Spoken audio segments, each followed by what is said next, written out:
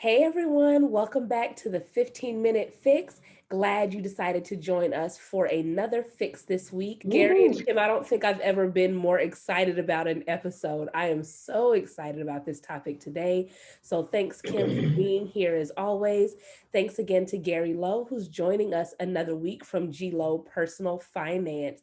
We're going to be talking about for today's 15-minute fix how to retire early. There is actually a wave that is sweeping the nation. It might even be international, but I know it's definitely sweeping the nation. There is a group of people growing who are retiring early. And when I say retiring early, I don't mean 60 versus 65. I'm talking about late 30s, early 40s. And I, for one, want to get in on this adventure. So, Gary Lowe from G Lowe Personal Finance, and you can also check him out on his YouTube channel, is here joining us today. So, thanks for being here again, Gary. Thank you for having me. So, Absolutely. Kim, start us out and talk to us a little bit about retirement and retiring early. What should we be thinking about? How do we start this journey? What are some considerations that we really need as millennials? Absolutely. So I think it's interesting the concept of thinking about retiring early because, one, even if we're just talking about standard retirement, people typically think of working until the point that you decide to retire or the standard retirement age, right, which is 65. And it's more so, or it's less about just working until that age and more so about having a strategy about how you plan after you stop working and what type of lifestyle you want to have at the point that you decide not to work traditionally. So, really excited to hear from Gary about some strategies to get us to that point. Because you certainly can just work until the point where you can't work or decide not to work anymore. But I think there's more that goes into that if you really want to have the quality of life. I think what's interesting about the concept of retiring early is it really leaves more of your lifespan to actually enjoy the fruits of your labor, because I think that's really the point of it. I think, especially as millennials and beyond, are all about the quality of life, not just living, not just working, but what can we get out of it. So I'm really excited to hear the tools that Gary has for us today. Yeah, Thank you. absolutely. Let's enjoy it. So how do we start this off, Gary? What do we need to be thinking about? And maybe tell us a little bit how you came into this concept. So the fire movement has always intrigued me. It was always a daunting thing for me to think about. It's like, I have to wait until I'm 67 to retire. And I was like, this just sounds horrible, right? It's like I didn't want to do that.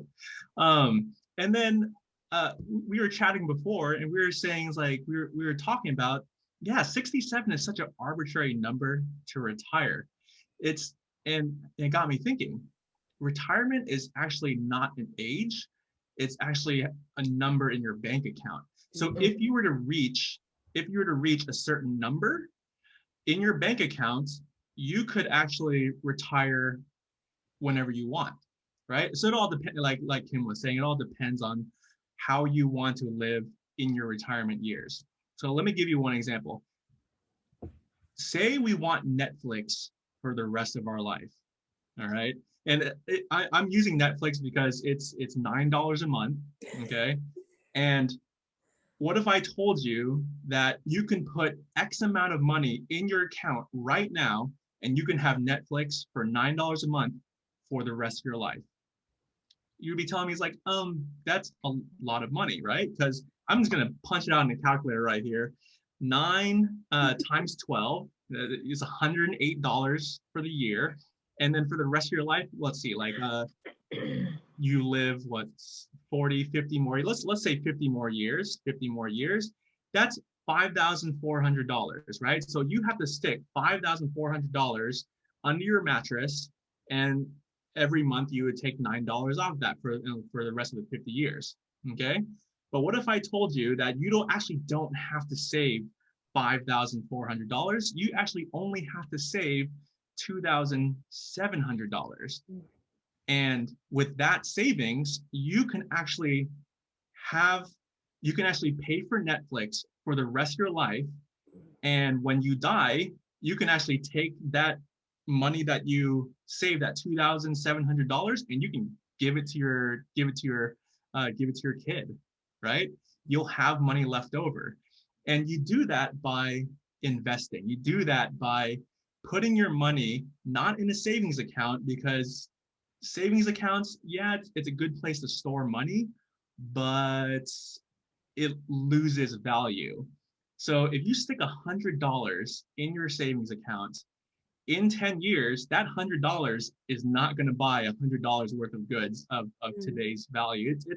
It's going to probably only buy $80 worth of goods in today's money, which is horrible, right?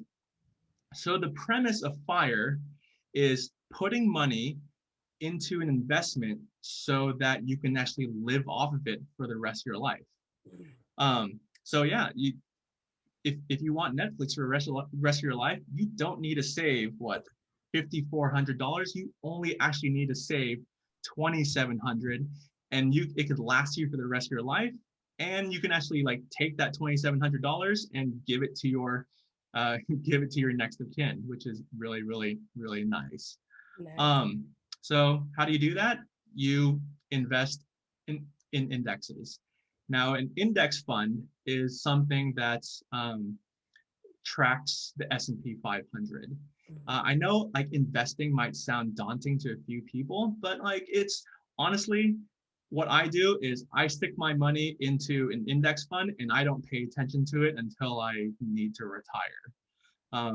It's that easy. So here's the thing. When we were talking before about retirement is a number, what I need to do is I need to track how much I spend throughout the year. And I need this to be a good average, right? Because I don't want to be like, oh, one year I spend 30,000, the other year I spend 50,000. What I actually need to do is I need to find a good average of how much I spend, because I mean, I made it work, right? If I spend 30,000, I made it work. If I spend 40,000, I made it work. Okay. So what you need to do is track how much you need to spend for the year, and you need that to be a good number. So you need to keep really good accounting. And then what I do is I take that number, say I want to spend $35,000. I multiply this number by 25, and I get a value of 875,000. So that is my retirement number. As long as when I hit in my investments, when I hit $875,000, I know right then and there I can retire, and I can live off of 35,000 for the rest of my life. Nice. I know that sounds easy. There's a little more that goes into that, but it is honestly that simple. It's a number that you achieve that you can live off essentially for the rest of your life. And that's the amazing part to me. So I know it's called 15 Minutes Fix, and there is a whole lot more that you can go into this, but I hope this spurs a spark in your mind that, yeah, retirement is just a number that once I hit, I can live off of that for the rest of my life. And like, hopefully your viewers can research a little more into this rule called the 4% rule. Nice. Thanks, Gary. So, and we talked about this a few weeks ago when you joined us and gave us some great tips for budgeting. The first most important consideration is tracking, right? So tracking your spending. Definitely. How much do you and your family spend on average in a given year? And then I think I also heard you say you need to kind of estimate your life expectancy. Now, I know we don't like talking about dying, right? It sounds kind of grim in a financial conversation, but for the sake of the conversation, you need a window that you're planning for. Yeah. So say if you're 35 and you plan to live on average till 85, how much would you need to spend a year from the time you want to retire until the life expectancy ends? Yeah. And so say if it's 40,000 a year from age 35 to age 85, and then seeing what that would be, and in your investments, making sure that you hit that goal to know that you can live comfortably in retirement, correct? Yeah. Great. So yeah, you got to plan. Yeah. The thing about retirement, the daunting thing about retirement is you got to think really, really far ahead. Like you said, you got to think 30, 40 years ahead and say, in 40 years, can I still survive on $40,000? If not, maybe you gotta bump it up a little bit. Say you want to live on $50,000 a year. You just take $50,000, multiply it by 25, and then by the time your investments hit 1.25 million, then you can retire, right? Right. And you said something to me interesting the other day, Gary, which I thought was important. So it's not just 25. You didn't just pick that number, but you're saying from whatever age you are till the time of death, right? Mhm. But also, you've got a factor that's just keeping up with your life, your current spending trends. Yeah. So that's, you might need to factor in if you plan on having children or expanding your family significantly, sending your children to a college or university, or some other major life events. Also, cost of living adjustment, because I'm sure in 25, 35 years, to your other point, the value of things won't be the same. So Yeah, exactly. factoring some of that in as well, and maybe adding that cushion in to Mhm. whatever number comes up in your Mhm. algorithm personally. For sure. So whenever you pick your fire number, you actually want to like err on the side of be cautious, right? So maybe I know you only spend maybe 35,000 per year. You've been doing that for the past what, 5 years? Maybe pick a savings rate of pick a spending of 45,000. So you have that $10,000 buffer, and so you can live uh, comfortably throughout your retirement. So yeah, like putting in those buffers, putting in those safeguards is definitely a huge part of planning ahead for sure.